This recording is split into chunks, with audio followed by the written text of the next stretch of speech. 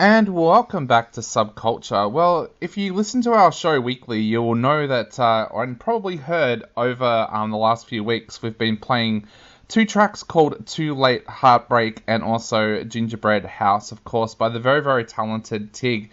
Well, her debut EP, Inside Voices, is out now, and there's a launch show as well that's coming up. So we thought today we would actually get Tig on the phone to chat a little bit, not only about these two amazing singles, but also the EP and the show as well. So welcome to the program, Tig. Hi, thank you so much for having me on and for playing the first two tracks. That's so awesome to hear. No worries at all. Now, Tig, of course, because our listeners have already heard these tracks, I was wondering if you could tell us a little bit about these two tracks. What were they written about? And also, what kind of sound were you trying to get with these tracks? Because they sound amazing. Oh, thank you so much. Well, the two tracks are they're probably on two opposite ends of different relationships as far as subject matter, I suppose. The track that came out most recently, called Gingerbread House, was a bit of a reflection about a relationship I was in when I was younger, when I was a teenager, and some things about it that probably weren't quite right, that I didn't quite pick up on until I was a bit older and wiser. And so it's a little bit of a letter to myself, almost, to say, oh, I see now what you were experiencing, and I get it. So that one's a really special personal song for me, and something that's quite cathartic to play and to have now been able to record and sort of put that message out there to anyone else who might be experiencing something similar. And then it sort of leads a little bit into the subject matter of the other track, Too Late Heartbreak, which is a little bit more upbeat. But that one's about me later in life trying not to fall in love. I think maybe as a bit of a scar tissue from, say, the previous relationship, I was a bit scared to sort of let myself open up again, even when I was surrounded by really good people. And when the prospect of love sort of fell on my doorstep once again, it took me a while to really warm to the idea. So that's the subject of Too Late Heartbreak, is that toing and froing between knowing something feels really right, but also being a little bit scared to jump head first. So do you find it very therapeutic to be able to sit down and write like that? Because you write from the heart, which is amazing in these days and times, because so many artists these days don't seem to do that anymore. But do you find it therapeutic to sit down and write from the heart? Absolutely. I think I love the way I write. It's all at the moment anyway, really based on personal experience, particularly the tracks that are on this EP. I was sort of going through a big time of change. From leaving my hometown to moving to Melbourne and meeting new people, and then discovering, I guess, the person I wanted to be in the world. So I was sort of changing a lot along the way, and that's why these songs are really based on personal experience, I guess, because there was a lot going on for me.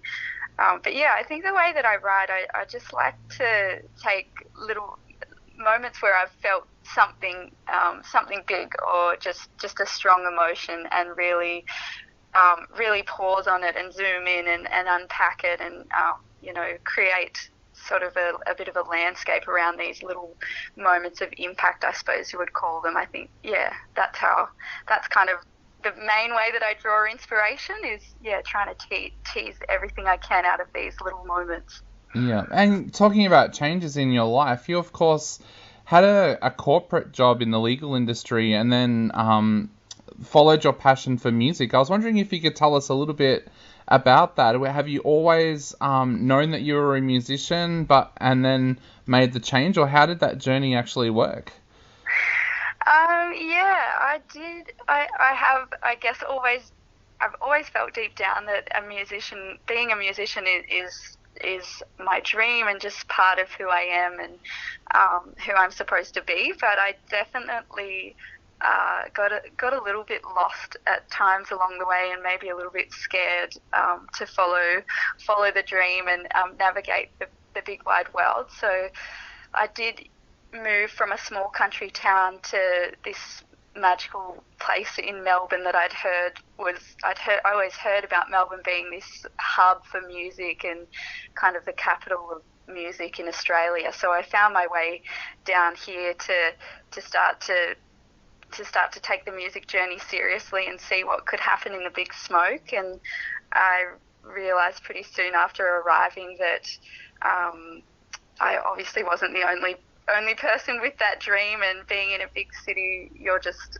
one fish in a very busy pond, and it's quite competitive and a little bit overwhelming until you sort of start to build some networks and find your feet. And yeah, I think initially that drove me to just get a little bit overwhelmed and think maybe this music thing is actually not for me at all, a bit of a childhood fantasy.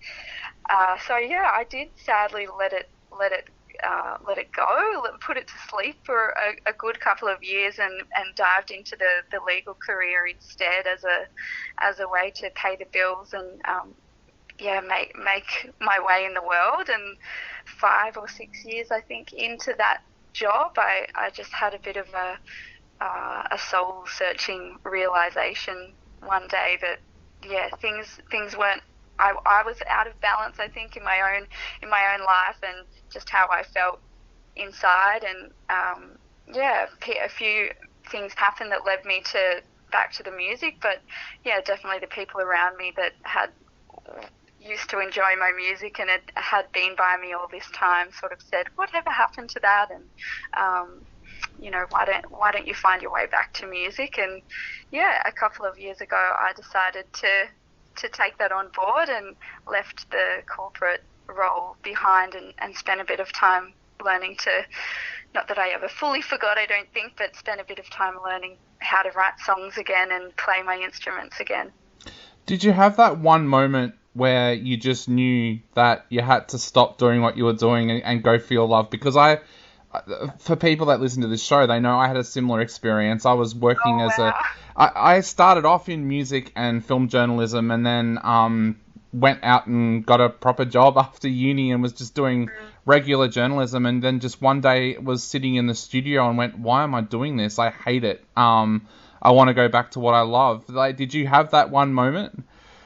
I did, absolutely. That's so cool that you can relate as well, because yeah, it can be tough doing something that's creative and a little bit more fickle as far as job security and income and things like that. And yeah, so I think I just got to a point with the job of realizing you're just on this sort of endless cycle of striving and working yourself to the bone and not having all that much energy left at the end of a week to give to anything else in your life. So I was feeling pretty burnt out, to be honest. And I took a bit of an extended break at the end of the year over one Christmas, and went down to a beautiful place in Victoria called Wilson's Prom, which is like beach and bushland and camping. And yeah, I spent a few days down there, and while I was there, I ran into, just by complete chance, two musicians that belong to a Melbourne band called the Pierce Brothers. Yep. And they were running a bit of a jam session in this communal, like the barbecue area of this campground, and they had a guitar, and they're encouraging anyone in the audience who knew how to sing to jump up and do a song with them. And that was the moment for me. I was sort of sitting there in this big sort of time of what am I doing with my life? And yeah, a few of my friends pushed me up the front and said, sing a song. And yeah, I took the microphone and sang for the first time in probably years to this random crowd full of campground strangers. And I think it just awoke the little spark within me again. And that's when I went, oh wow, what have I been doing all this time, and how did I let this part of me go? Now, you working on this EP as well, you got to work with the amazing Jono Steer. Tell us a little bit about what it was like working with Jono and what he brought to your music as well. Yeah, that was just such an incredible experience. I'm so grateful and still just pinching myself that we got to make this EP together. Because Jono, I've been a huge fan of Jono's work for many years, and a lot of the artists that he's collaborated with, I'm a big admirer of, and I just absolutely love the lush sort of very delicate soundscapes that he's able to create with his style of production. So I reached out to Jono when the songs had sort of mostly been written, but were still in very basic demo form, and he gave me a lot of encouragement early on to try my hand at, I guess, somewhat producing them out myself at home. This was all happening during the time of COVID and lockdowns as well, so getting together in person was not as easy at that particular time.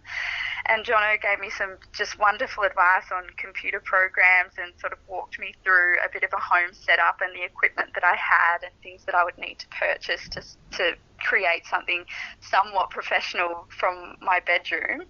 And then, yeah, I just chipped away at it over about a 12-month period and redrafted the songs and added more and more instruments the more time went by, until I eventually things started to open back up and I started to feel pretty comfortable with where I'd managed to get the songs to, and looped back in with Jono at that point, and we were able to book in a week of time in the studio to add some final instruments and for him to sprinkle his sparkle on top of it all, to get the songs to where you hear it now. But yeah, being able to have not just him kind of remotely coach me through what I needed to do myself, which was super empowering, but then to be able to watch him work in person in the studio was just an incredible experience. Yeah, well, the result is an absolutely amazing EP, and of course, as we mentioned before, you've got the Inside Voices EP launch on Friday the 23rd of February at the Evelyn Hotel.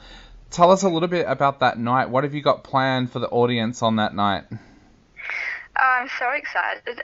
It'll be my third ever band show, so I've been playing solo most of the time for the last few years since I got back to music, so being able to do a band show and bring the songs to life in a way that's similar to what you hear on the recordings is just absolutely so much fun. So I've got some really beautiful, talented band members that all have incredible projects of their own. So I'm really excited for everyone to be able to watch them perform as well. And I've got two of my good friends opening the night for me as well. One being Flynn Gurry, who's just a very energetic, exciting folk rock musician.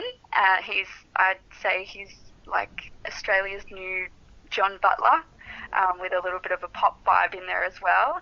And then Mary Golden, who's just a beautiful Joni Mitchell-esque musician of her own who writes very probably similar music to me, very emotive, very lyrically driven, and she'll definitely get you feeling all the things before my set. Well, it's going to be an absolutely amazing night, and I'm glad that I'm going along because I think it's going to be something very, very special indeed. Tig, to finish off, what would you like to say to people out there who are about to sit down and listen to the EP for the first time, or are thinking about coming along to the EP launch on the 23rd of Feb? I would say be ready to feel stuff, heal stuff, and maybe debrief with a cup of tea afterwards. And yeah, I hope you love it, and I hope the songs find a way to soundtrack whatever is going on in your life as well.